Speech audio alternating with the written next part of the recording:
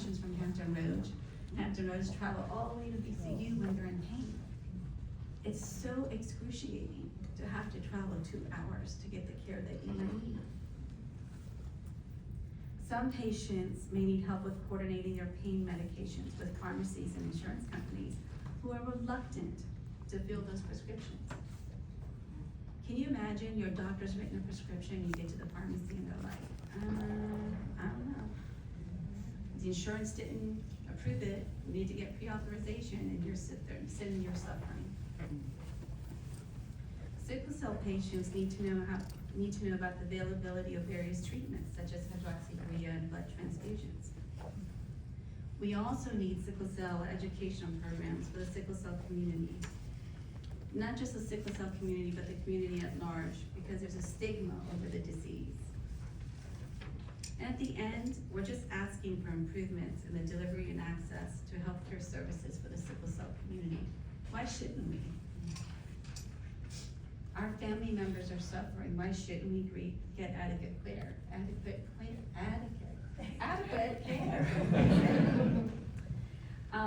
Some of you may have read the 2024 Joint Commission Healthcare Report that says sickle cell patients are 3 times more likely to suffer from depression.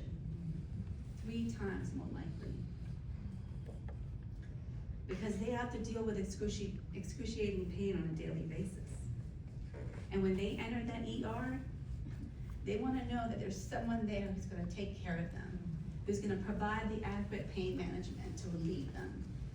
I know I've gone in with the hospital with my son, and there are doctors who are not familiar with the disease or are afraid to give that dosage to relieve that pain. They give a little bit, and your child is still screaming. They give a little bit more, and your child is still screaming. It's heartbreaking to watch that happen.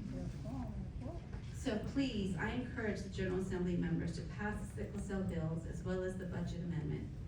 Your constituents are here today, so do the right thing. Pass all these budget amendments. It's time, it's 2025. So thank you. And I also, if you don't mind, I would like to call up Melanie Hurley. She is amazing. She's the president of a community-based organization called Heart of Gold in Northern Virginia. Oh, I'm so sorry. No, you're I'm fine. so sorry. She's gonna just take a few minutes if it's okay. I apologize. I messed things up. Thank you, Melanie. You're fine. Thank you, Delegate. I'll be brief. I stand here today representing Clarissa Pearson, a sickle cell warrior who lost her battle in 2021. Dr. Smith worked closely with Clarissa. She traveled from Southwest Virginia to VCU to get care. But we as the Heart of Gold, in partnership with the whole Northern Virginia hospital system, are trying to get the community more aware of sickle cell trait, that it can affect anyone. Get better care by using passports, so when you come into the emergency room, you have standing orders so that you're not sitting there in pain for 11 and 12 hours, is the story that we hear from some of our warriors. But we're so elated that the General Assembly is looking at this. We encourage that these budget amendments are passed to help more warriors, and I thank you for the time. Thank you. Thank you so much. Thank you. We have several other of our colleagues who have come in, and I just wanted to say this, honoring our warriors and their strength. To our warriors living with sickle cell who are in the room today, the disease, and those who are representing those warriors, we see you. We recognize your courage, your resilience, and determination. Living with sickle cell means navigating unpredictable pain, crisis, hospital visit, and medical complexity that most people will never fully understand. Yet, despite these challenges, you pursue education, career, families, leadership, and dreams with extraordinary determination.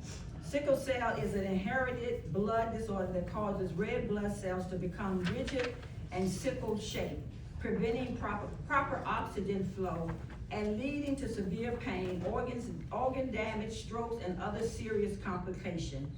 It is not contagious, it is genetic, lifelong, and often misunderstood.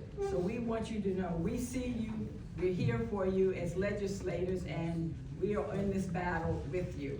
I myself have the sickle cell trait, so there is some sensitivity particularly that I have to this as well. So at this time, there is, let me ask you, do you want to say something for the delegate? Yes, sir. I don't have any planned remarks, but good morning. How's everybody doing? All right. Well, I first want to thank everybody for being here this morning. This is, as we all know, touches a lot of our lives, including my own and my staff. We have a bill this year that has a kidney cancer screening sort of mechanism. Has been training with people that get diagnosed with the sickle cell trait. We're working through the General Assembly now. So again, I appreciate y'all for being here and being in this fight. So good morning and thank you.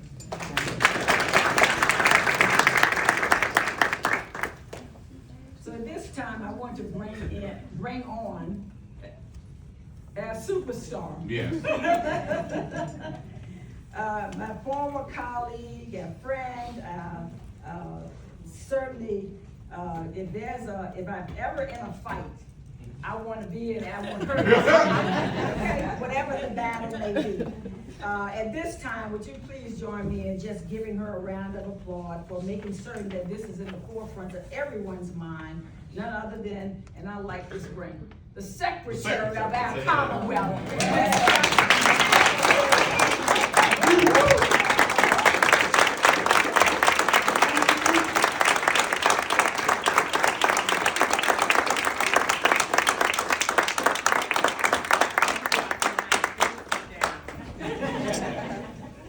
Thank you all so much for being here, and such a full room and so much passion and so many years of experience and expertise, people who have been fighting this fight long before I came along, and I'm just so grateful that you never gave up on our babies. I was trying to tell Delegate McQuinn to let the members go because I've been delivered from committee meetings, unlike them. And so my morning is free, but I just want to say thank you. And on behalf of our governor, I want to thank you for working with us this year. Governor Spanberger has made sickle cell disease a priority for our administration.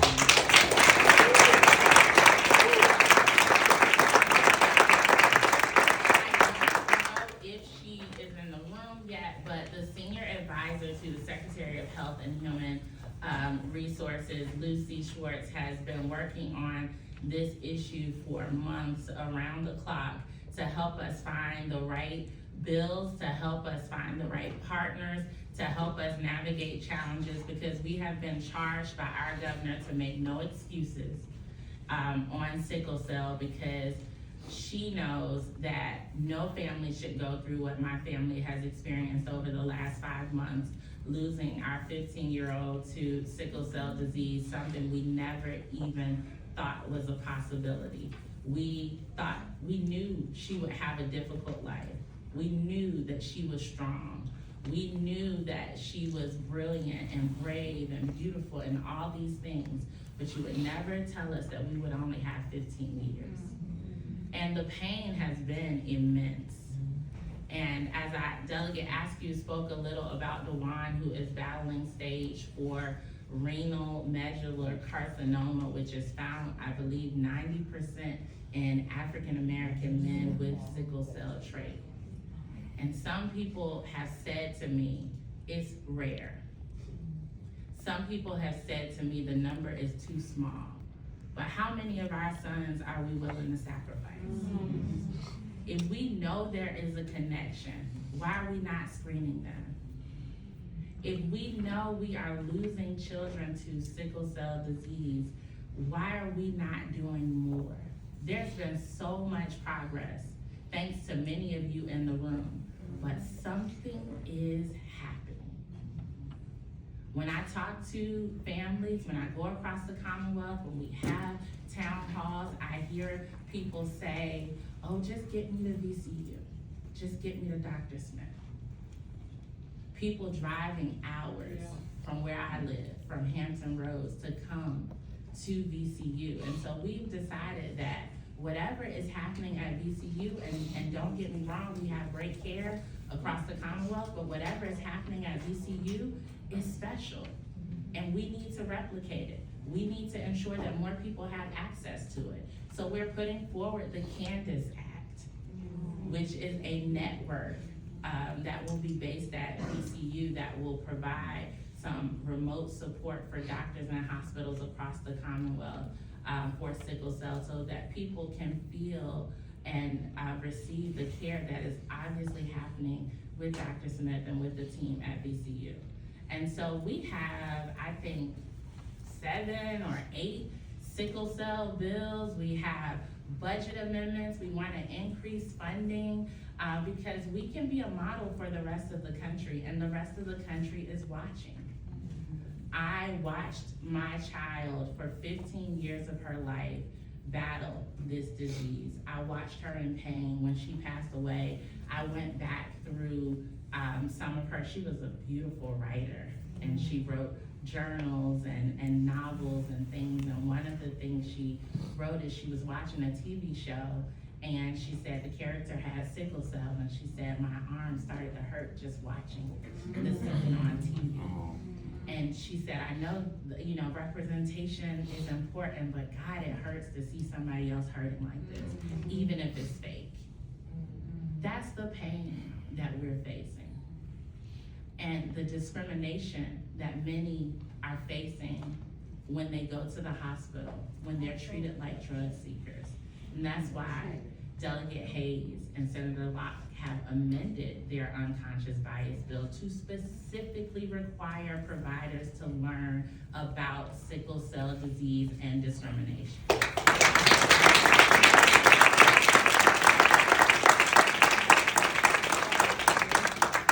We can no longer ignore that we've made a lot of progress, we've gotten a lot of things wrong, but we've dropped the ball in some areas. And as someone who had to ride away from a cemetery and leave my baby's earthly remains behind because I know she's not there. I can tell you that this pain goes beyond just those impacted. The caregivers, the providers who do the very best that they can and have to live with a child that they've cared for 15 years who is no longer here with us.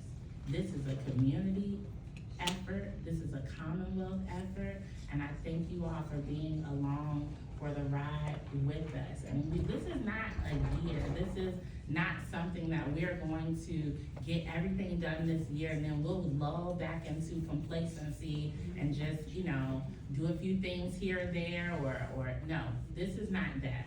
This is an opportunity with a governor and a General Assembly who is committed to long-term strategic support for the sickle cell community. And I hope that those of you in this room and the communities that you represent will never forget which politician stood up for you in this moment when you needed them. And they are across the political spectrum. This is a bipartisan effort of people in rural communities and urban communities who have decided enough is enough. And we will not bury another baby. We will not lose another future anthropologist. We will not lose another brilliant child. That my son will not know what it's like to live a life without his sister, who he said is like losing a parent. So we will do this work together, and it won't just be this session, it will be for the long term. So I want to thank you all so much, and I hate to name names, but I have to say to Anna and to Mark and to Dr. Smith, oh my God, and to the President of the Senate, and to all of these people standing here, Senator Pillion, the Secretary of Health, and come on up here. I have to say that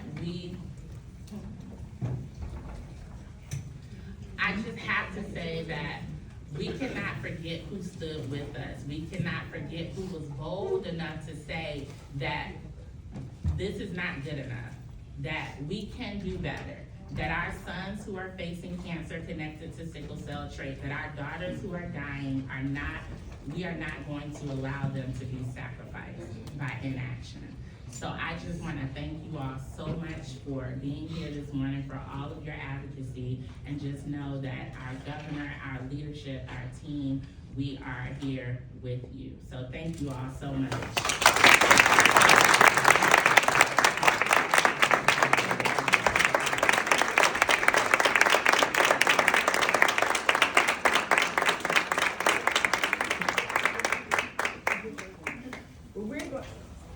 I was going to call the President of the Senate, none other than Senator Louise Lucas.